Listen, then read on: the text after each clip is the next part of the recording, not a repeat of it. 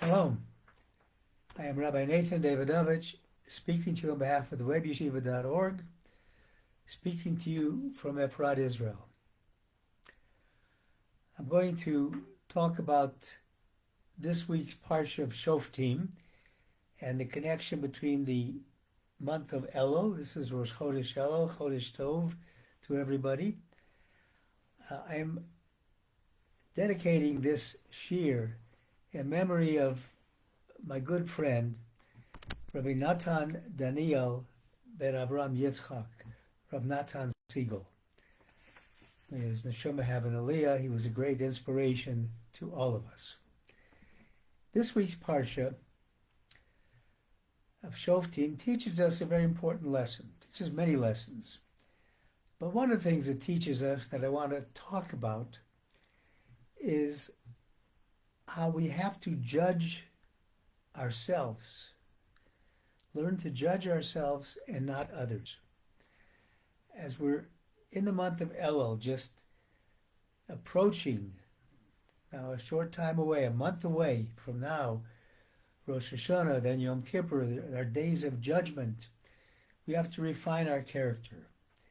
And I think what we learn from this Parsha, this week's Torah reading, can help us do that. First of all, the Torah says, very simply, Shoftim v'shotrim titen lecha b'chol she'arecha. You shall appoint judges and officers for yourselves in all the gates.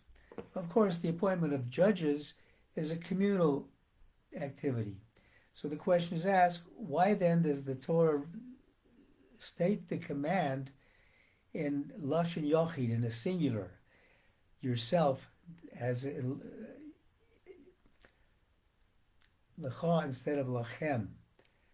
And the reason is that, one of the reasons is, that many commentators talk about, is we have to guard and appoint judges over our senses. We have sense of smell, a sense of sight, a sense of hear, sense of feel. We have to have judges over this to make sure that we're using those senses properly, that we don't listen to things we shouldn't, don't see things we shouldn't, and so on. But another commentator is that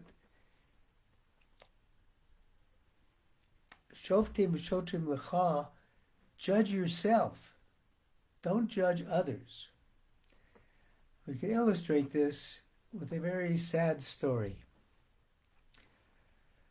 There was a young religious boy, a young man, who was walking the streets of Bnei Brak, Israel, and he saw a sign. And in Israel, we put signs for various things on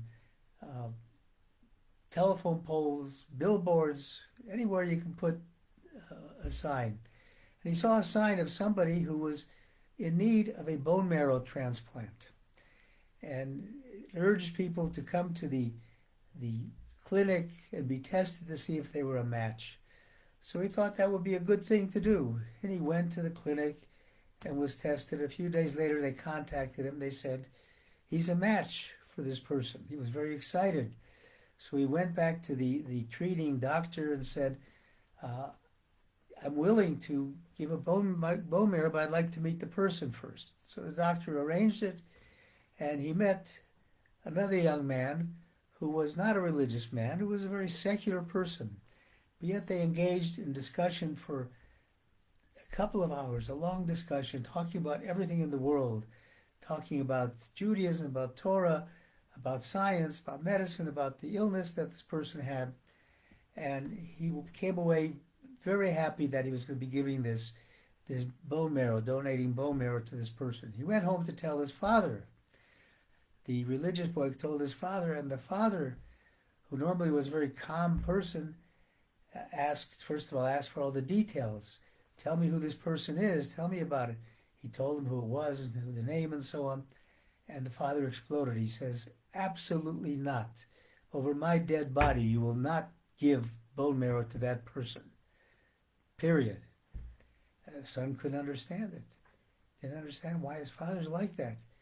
And he A couple of days later, he went and asked a particular rabbi, to come to the house. Maybe he could talk to his father and find out what's going on and convince him that he should do this great mitzvah trying to save another life.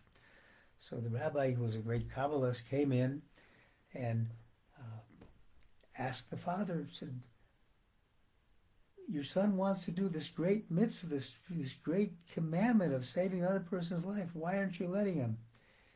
And the father says, look, honorable rabbi, I respect you so much, but I don't want to talk about this, and if you persist in talking about it, I will walk out of the house. I don't want to be disrespectful to you, but I will walk out of the house. And the rabbi persisted, and in fact, the father walked out of the house. And the son said, I don't know what to tell you.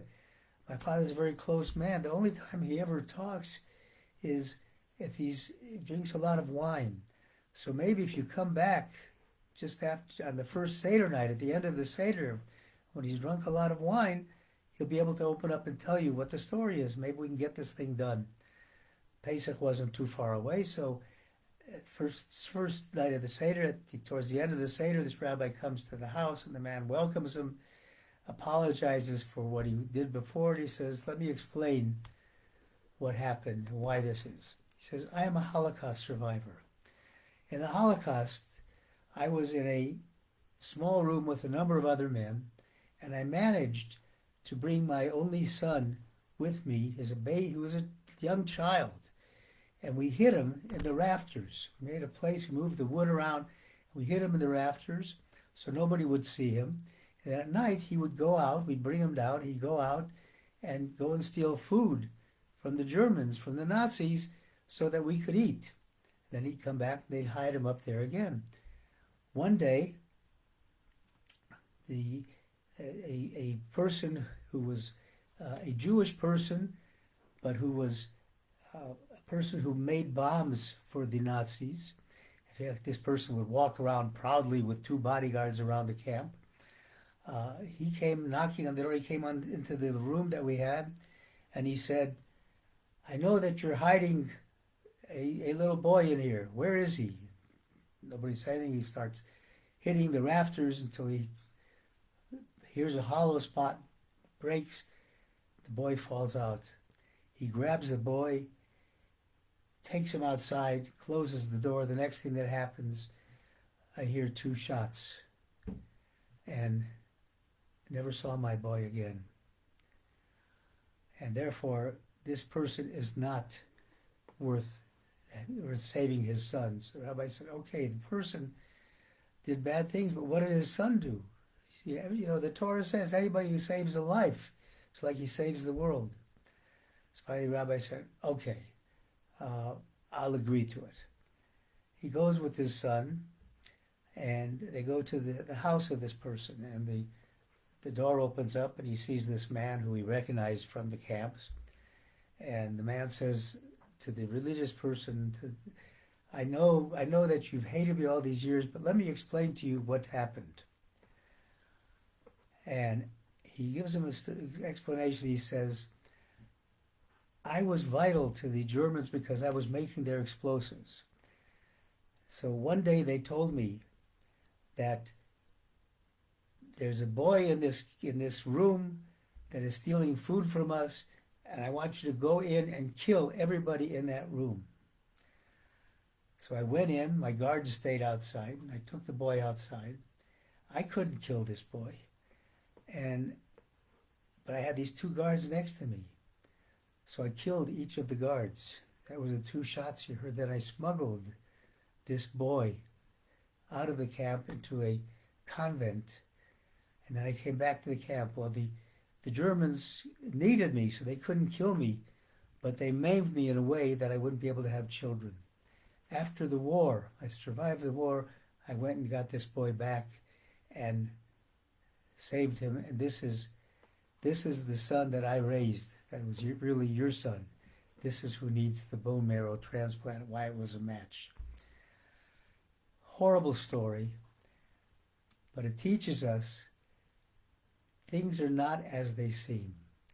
The Torah tells us Pirkei Avos, the ethics of the fathers, Al tadin es chaver echad shetagiel l'makomo, don't judge anybody till they come to their place. We know that how we judge people, that's how God judges us. The moral of this story is a way to lead us into Rosh Chodesh and Yom Kippur, to be careful about how we approach our thinking about other people. Don't judge other people. Shoftim v'shotrim titin lecha. Appoint these judges for yourself. Judge your own actions, not others. Thank you for listening on behalf of the webyeshiva.org. I wish everybody a Chodesh Tov, a wonderful new month of Elul, and a wonderful Shabbat.